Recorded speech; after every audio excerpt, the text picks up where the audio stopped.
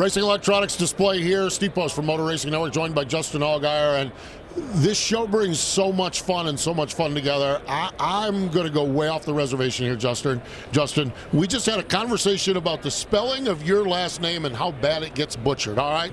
How bad does your name get butchered? It's pretty incredible, actually, over the years of being around. And, my dad, my dad being Gator and me becoming Little Gator, the amount of people that even think my last name is Alligator is hilarious. But, the spelling is phonetically probably not right, if I were to look at it. I always tell people it's Allguyer, and then they go, okay, that's how you say it, but then I have to spell it, and they're like, yeah, that doesn't add up. But either way, maybe at some point in my career I'll figure out people will spell my last name right.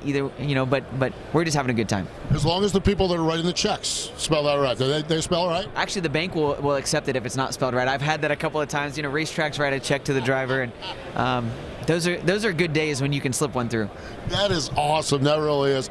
This show, I've been watching for the last few years. You're like the mayor of PRI. This show, you're a NASCAR.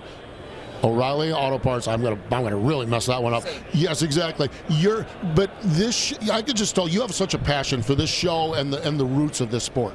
Well, I think how I got into racing is different than maybe some of the others, right? For me, I've grown up in a racing family. We're the Midwest distributor for Hoosier Racing Tires, Allgaier Performance, and the parts that we sell, fabrication, shocks, build race cars. We're an authorized Longhorn dealer. We're an elite dealer. We have all these things that we do to support our local racing. And I think that through that, a couple of years ago, I bought half the business from my dad, so I've become more ingrained with that. And by the way, my day job of racing in the NASCAR Rallies series also. But I'm a people person. I love people. I have no short. I probably should have joined you in your role because I love talking and enjoy people. And so coming to the show, seeing people that all different forms of motorsport, all different parts of the country, international, and making those relationships, and then throughout the year, watching at home and going to some of these races and keeping up with the sport of our the not the sport of our sport, but the what am I trying to say? I'm at a loss for words. The health of our sport and where we're at. It's been a lot of fun, and so Racing Electronics has been a huge supporter of mine on the racetrack. You guys at MRN have been a huge supporter of mine on the racetrack, and it's shows like this that really bring everybody together, that make you value why stuff throughout the year makes that much more sense. We live in a lifestyle where it's go, go, go, go, go. Even when you get a chance to go to a short track race, you're pulled in 72 different directions. To me, this show is a chance to slow down at least for a few moments, even though we'll be exhausted when we're done, to slow down a few moments and chat a little bit. I don't know if I am in the same boat you are. I've been on the go. We everybody asked me, they want to know how the off season's been, and I said we've quit racing. I went to Brazil and spent some time in Brazil with the folks at Brandt. I went to Gateway Internationals last week. As part of Hoosier, we had our annual distributor meeting. So I've been up in Plymouth, Indiana for the last 4 days. Came here yesterday, was able to go to the show all day yesterday, and then I don't know that I'm home before Christmas, and to be honest with you, I don't see that letting up anywhere in sight. I do, however, get to go run a marathon in Disney in January, first week of January. So I'm at least, I get to take my family to Disney and I get to run. So I don't know that worked out in my favor, but we're going to have a good time either way. Okay, so Justin is a very avid runner. I'm a very novice runner, okay? So what's the training been like for the marathon? You feel like by the time you're probably almost to the taper stage now, so how's the training and everything for the marathon going? Not well, if I'm being honest. I trained really, really hard. We did the Charlotte Marathon. We joke. We have the 4:30 Run Club. You've seen a lot of us out of the tracks and at the in the different weekends, but we trained really hard, and I attempted the Charlotte Marathon, and just had one of those days where, and you felt this, as a runner, you have days where you feel good, and you have days where you just feel like trash, and I had one of those days, and I think around mile 21, 22, I laid down in the grass, and I was in the leaves, and I just laid down on the side of the road, and I was done. But my buddy Greg at Off Axis Paint, he wouldn't let me quit, and he dragged me along and pushed me to finish. So, having a group of guys that we run with on a regular basis. There's 10 or so of us now that all run together.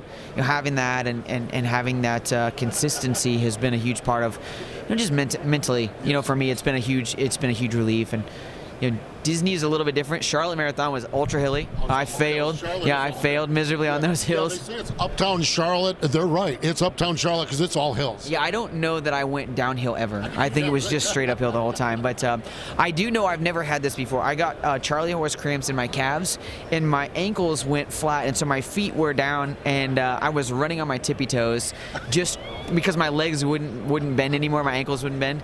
So not ideal. So I'm hoping Disney goes a little bit better. But at Disney, you run a 5K on Thursday, a 10K on Friday, a half marathon on Saturday, and a full marathon on Sunday. So we got our work cut out for us. And my wife says, I don't mind if you run the runs, but don't affect our Disney trip. So I went almost 50 miles, not this past year, but the year before, on the day of the full marathon. Between the marathon and our Disney, I went almost 50 miles. So it's going to be a long week. Oh my God! It's my favorite running. We might actually talk a little racing here. My favorite running thing. We showed up at the same race. It was a 5K and a 10K, and he talks about Greg pushing him across the finish line. He pushed me across the finish line. He was wrapping up his 10K as I was wrapping up my 5K. But it's so cool, and that community. But that mental, that getaway, that I like I said, very novice. But that quiet time for me in our busy life is just so valuable. Well, it's different than auto racing because in auto racing, you're competitive with everybody else. In the sport of running, you're competitive with yourself. You're pushing yourself to a new mental level or a new physical level, or you know. And I tell people all the time, you know, I don't care what speed you run. I don't care how far you go.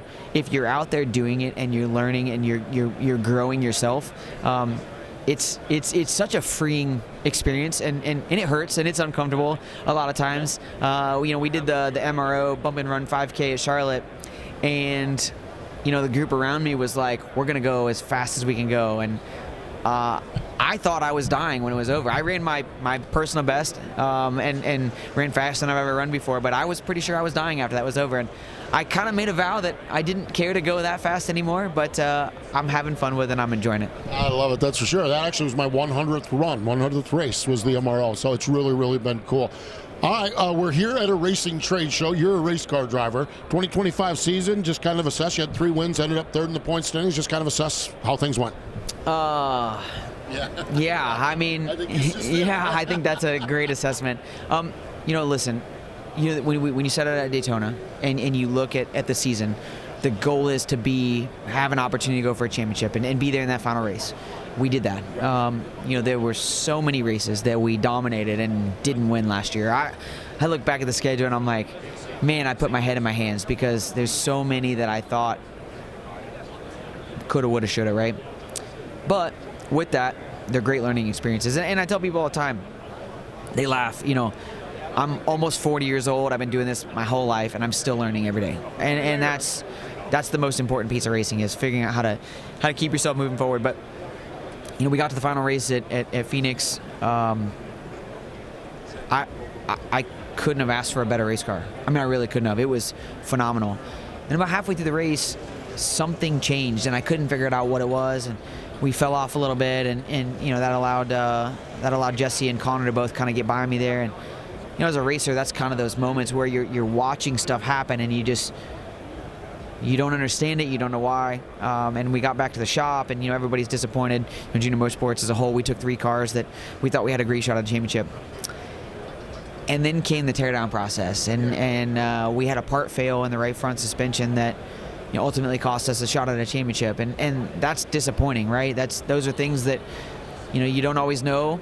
We actually, looking at it, if somebody that had any knowledge of suspension were to look at it, they would have said there's no way that car finished the race, and we still finished 5th or 6th, whatever we did in the race, and came out of there with 3rd in the championship. So, you know, I think that it's disappointing, but at the same time, you go, man, I'm super appreciative that, you know, we had a team, we had a car that we knew we were in a shot to win it, and just didn't work out in our favor.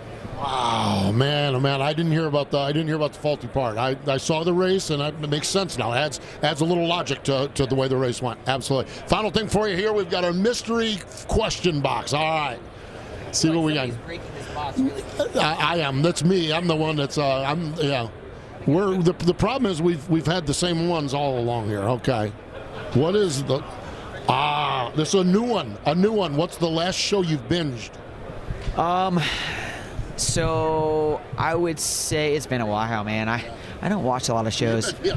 Documented. You haven't had binge time. Huh? Yeah, I don't do TV a lot. The Suits show, I got into that, and I really enjoyed that series.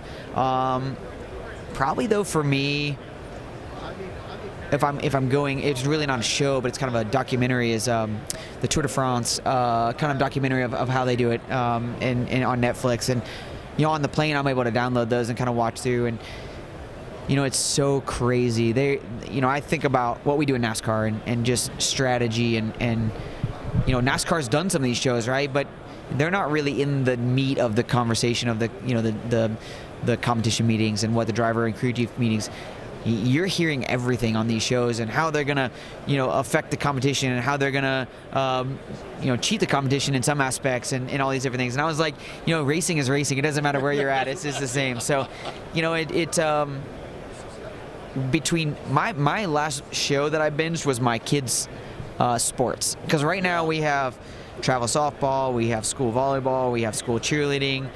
If my youngest one decides she wants to do sports, I'm gonna need a stand-in father that can help do that as well, and or I'm gonna have to retire. And I don't know if that's where I want to necessarily be at either, but we'll see what happens.